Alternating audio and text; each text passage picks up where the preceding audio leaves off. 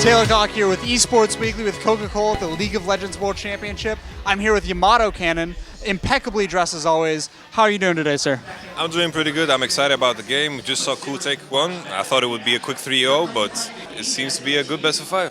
So what has been happening in this series so far that's caught your eye? What's the thing that has made you the most excited to watch these 3 games, or 4 games now?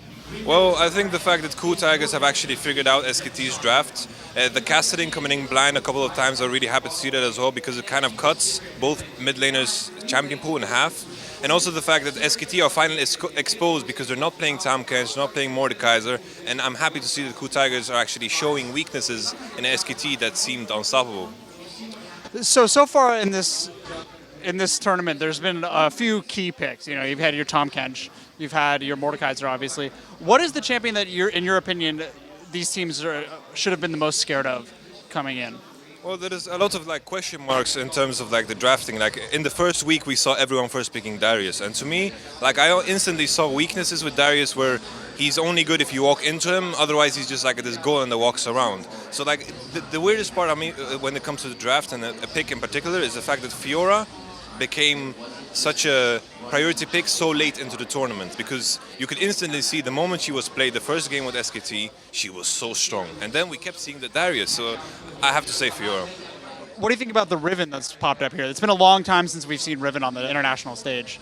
The meta has transitioned into something that is very top-centric, and whoever has a stronger split push later in the game has an easier time winning the game. And Riven is a champion that, depending on your jungler, of course, she can almost win almost any matchup. Same thing as Fiora.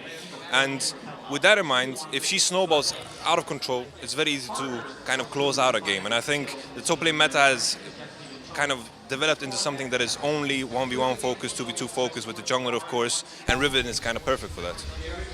What has been your favorite top lane matchup so far this tournament? Has it even been this Marin versus Smeb matchup that we're watching right now? Well, there's been a lot of interesting ones. I think it depends on the player specifically. Anything that Someday was in was very interesting to watch because he's very solid.